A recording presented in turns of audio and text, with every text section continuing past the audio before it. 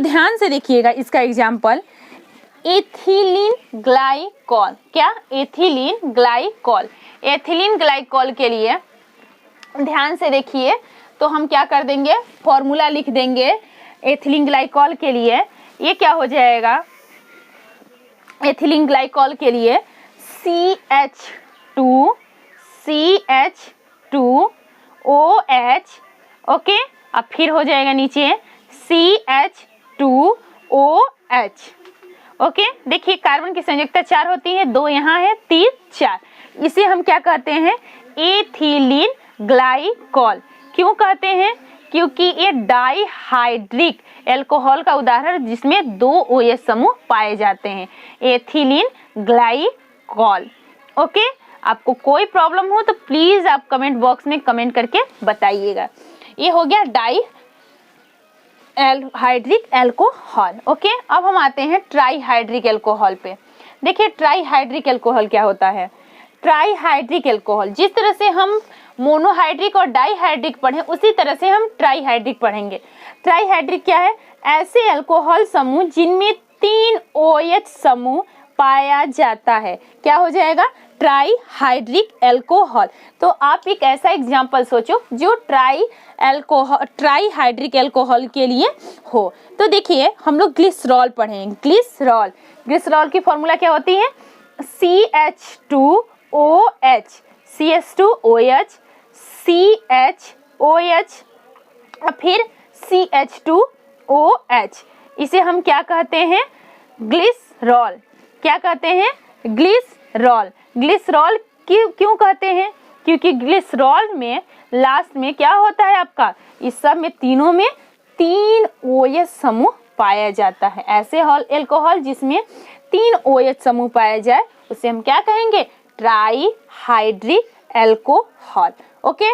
अब देखिए ये 3 तो आप समझ गए, पर आप एक और समझ लीजिए, पॉलीहाइड्रिक एल्कोहल। इसको मैं समझा देती हूँ क्योंकि आपके क्लास 12 में कार्बोहाइड्रेट चैप्टर है जिसके लिए ये इंपॉर्टेंट है, ओके।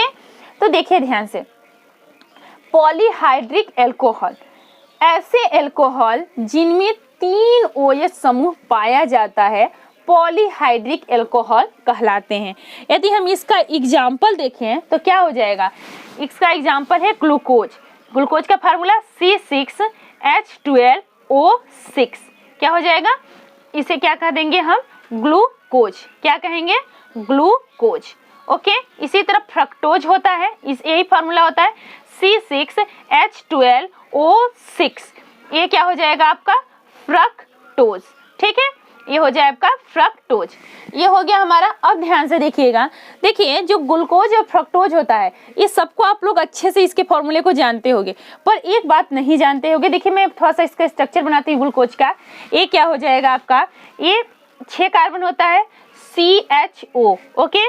फिर हो जाएगा CHOH, CHOH, और फिर क्या हो जाएगा, फिर से CHOH। ये हो गया 1 2 3 4, ओके। 5 CHOH, और लास्ट में क्या हो जाता है, CH2OH। कोई दिक्कत नहीं ना। तो ध्यान से देखिएगा, अब हम ये कर दिए 6 कार्बन के लिए हमारा 1 2 3 4 5 6।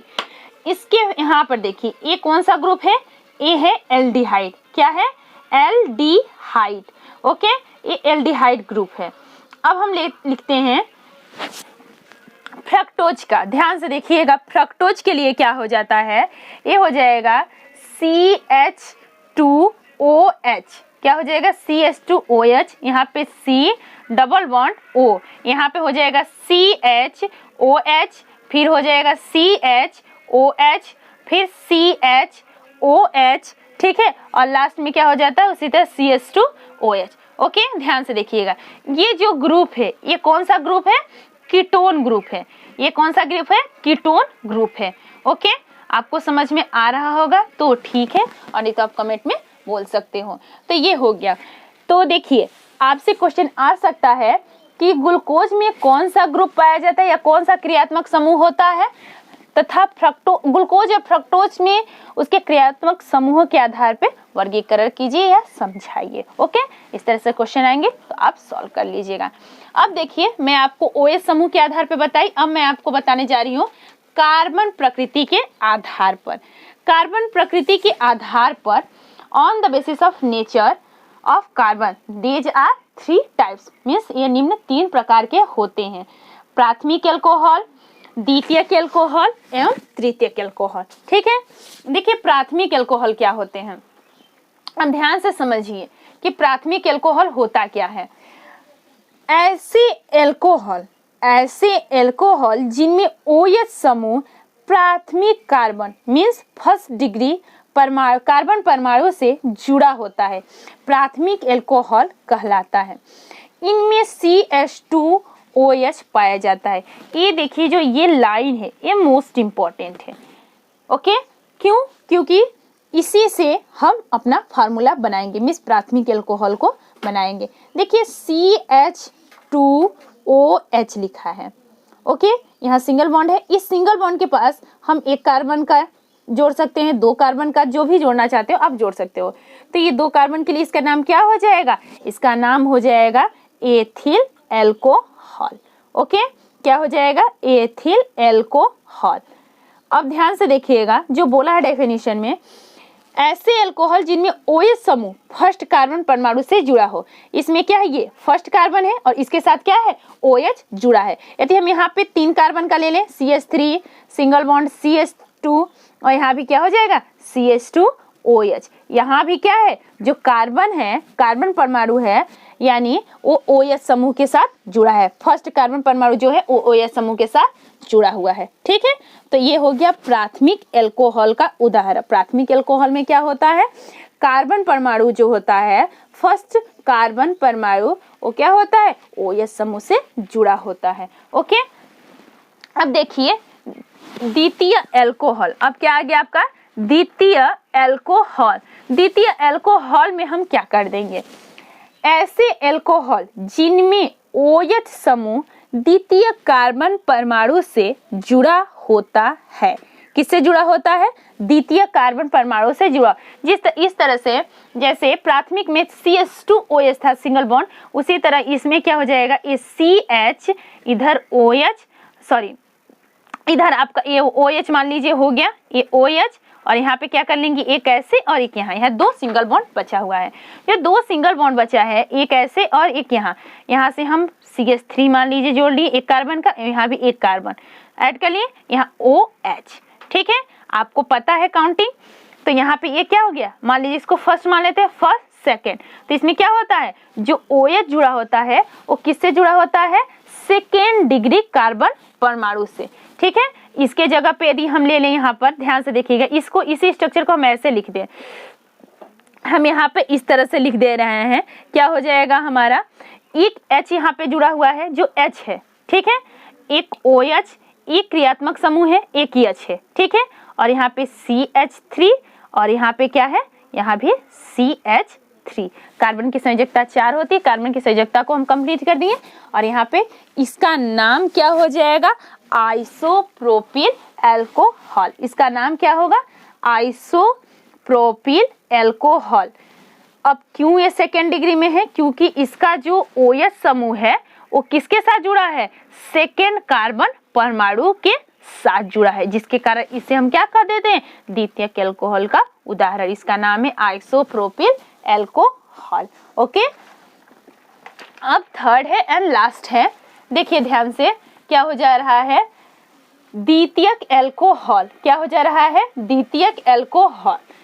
ऐसे एल्कोहल जिनमें OH समूह तृतीय कार्बन परमाणु से जुड़ा होता है। किससे जुड़ा होता है?